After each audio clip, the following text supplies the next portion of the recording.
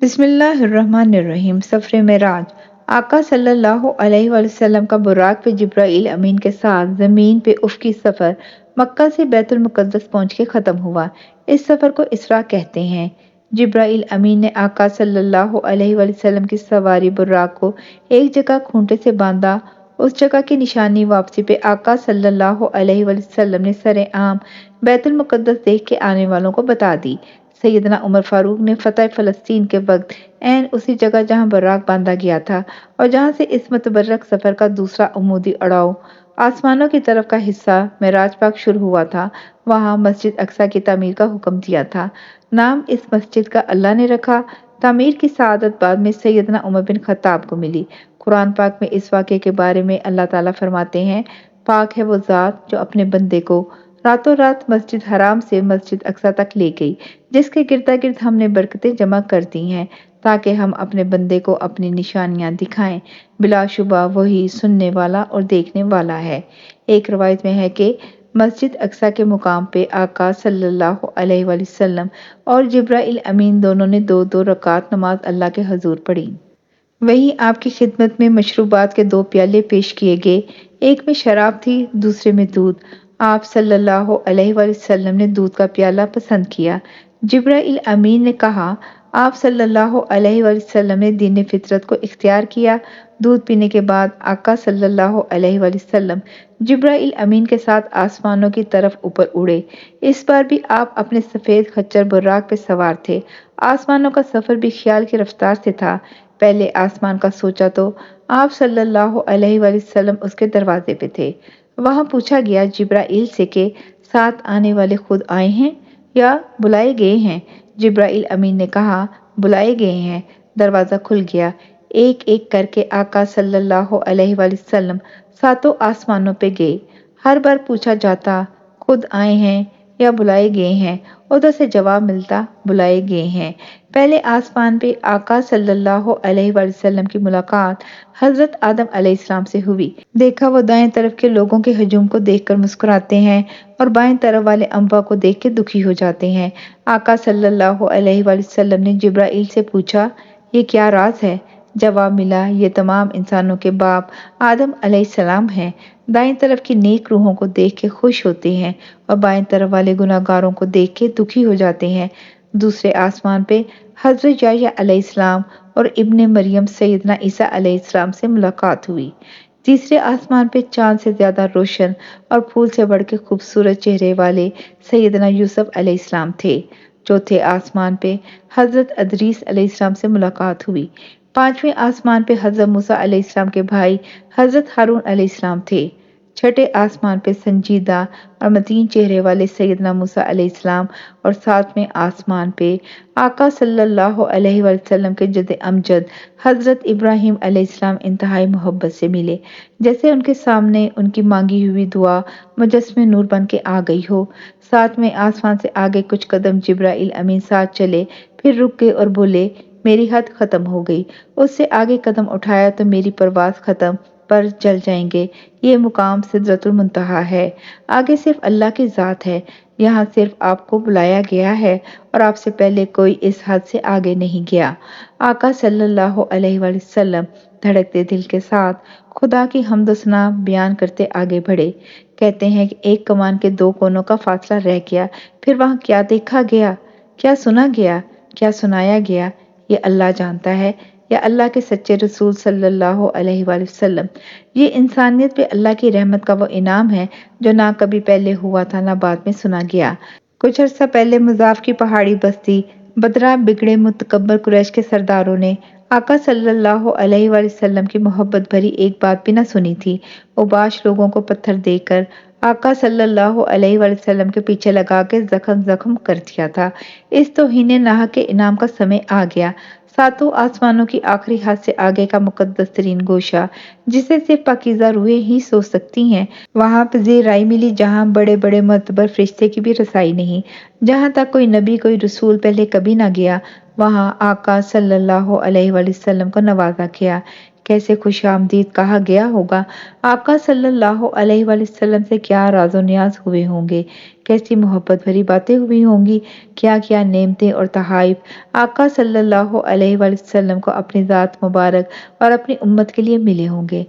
محب اور محبوب کی وہ الوہی آفاقی اور تمام تر عزتوں سے بڑی عزت والی ملاقات تھی، وہ ہستی اللہ جس کے ہاتھوں میں ساری زمین، تمام آسمان اور جو کچھ ان کے بیچ ہے، جو ہر شے کا خالق ہے، آج اس کی خصوصی ذاتی عرش پاک پہ اس کا پوری کائنات سے چنا ہوا، سچائیوں کی ہر حد سے اولا، پاکیزگی کی انتہاؤں کی انتہا، ہمارا آقا صلی اللہ علیہ وآلہ وسلم، اس کا محبوب اعلیٰ حضرت محمد رسول اللہ صلی اللہ علیہ وآلہ وسلم ان کے مہمان ہیں۔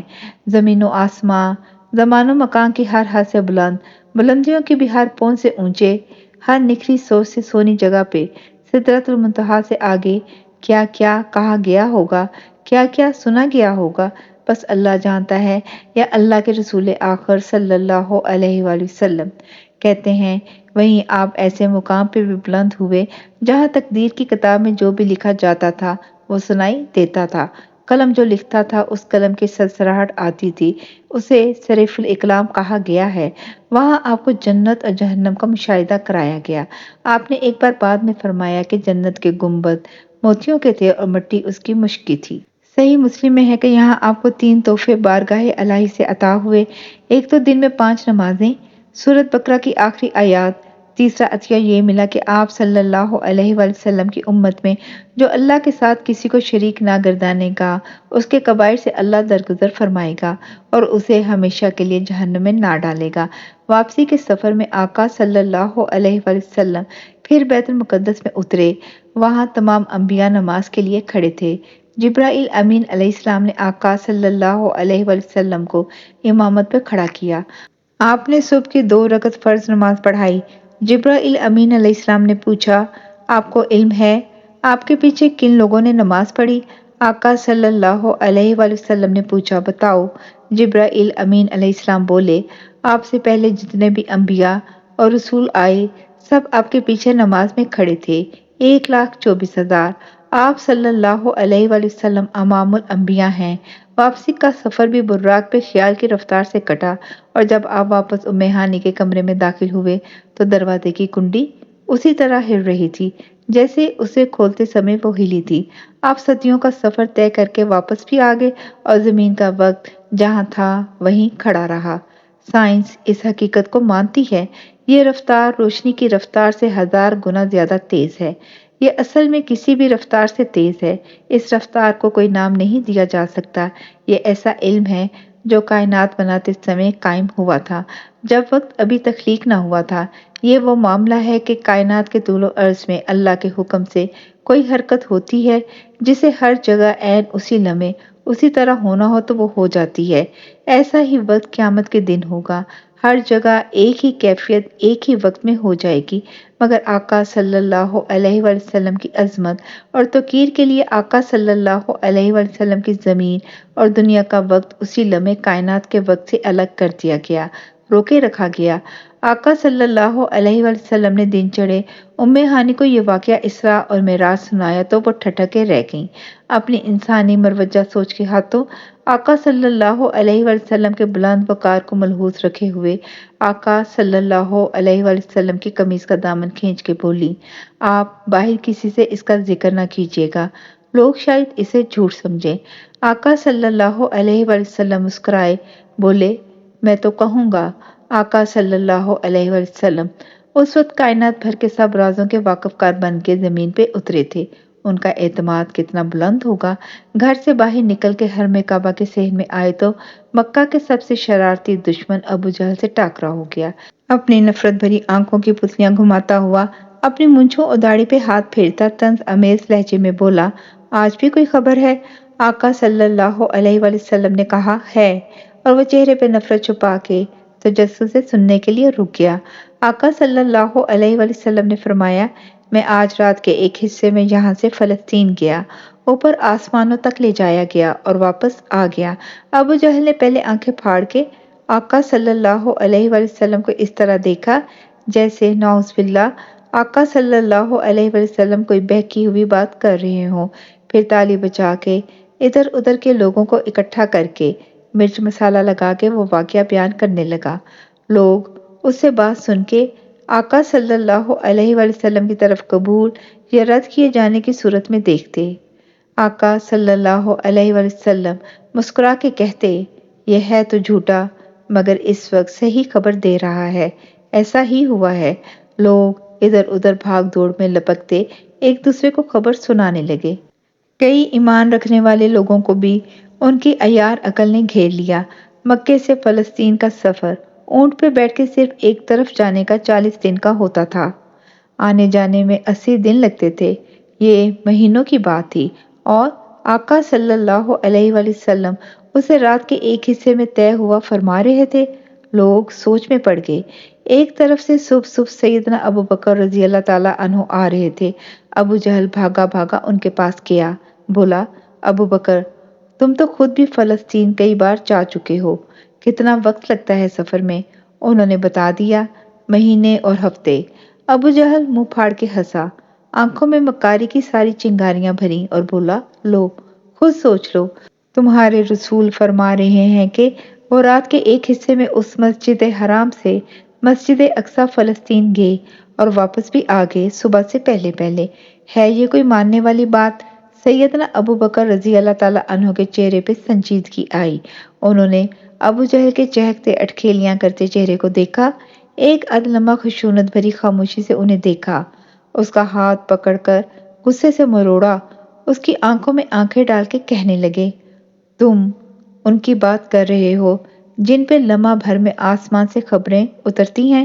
وہ اگر رات کے ایک حصے میں فلسطین یا آسمان پہ لے جائے گئے ہیں اور واپس بھی پہنچا دیے گئے ہیں تو اس میں کیا شک ہے؟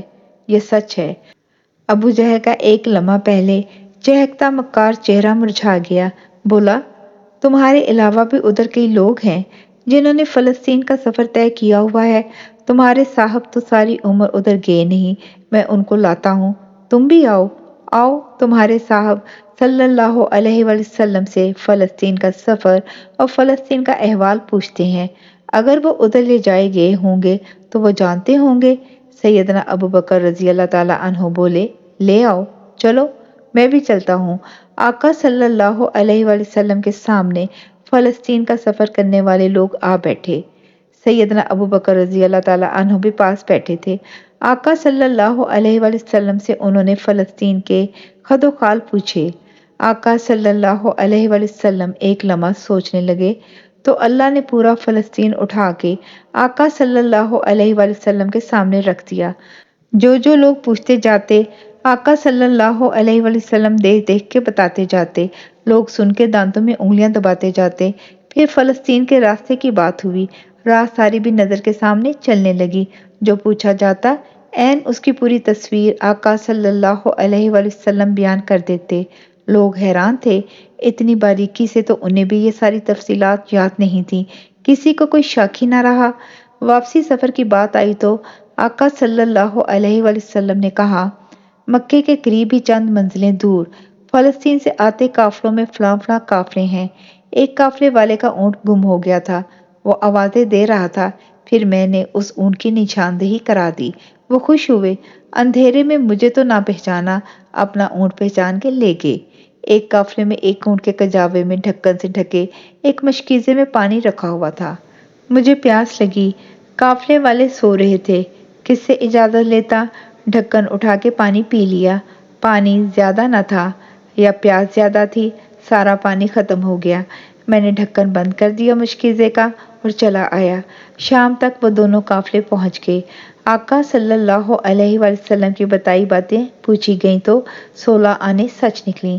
جنہیں یقین نہ آتا تھا وہ بھی ماننے پہ مجبور تھے۔ مگر آقا صلی اللہ علیہ وسلم کو علم ہوا کہ سیدنا ابو بکر رضی اللہ تعالیٰ عنہ نے بغیر کسی تصدیق کے ان کا نام نامی سن کر پورے یقین کے ساتھ کہہ دیا تھا کہ جو بھی آقا صلی اللہ علیہ وسلم فرما رہے ہیں وہ سچ ہے اور سچ کے سوا کچھ نہیں۔ اسی دن سے آقا صلی اللہ علیہ وسلم نے اپنے سب سے پیارے اور قابل احترام دوست سیدنا ابو بکر رضی اللہ تعالیٰ عنہ کو صدیق کا خطاب دے دیا۔ جو ہمیشہ ان کی پہچان رہا۔ کہا جاتا ہے وہ 27 رجب 1290 سال کی صبح تھی۔ اس کے 1 سال بعد اللہ سے انہونا میٹھا انعام آپ کو ملا۔ آپ کو مدینہ منورہ میں ایک مملکت مل گئی جو تھوڑے ہی سالوں میں آدھی دنیا کا مرکز بن گئی۔ جاری ہے۔ جزاک اللہ خیر۔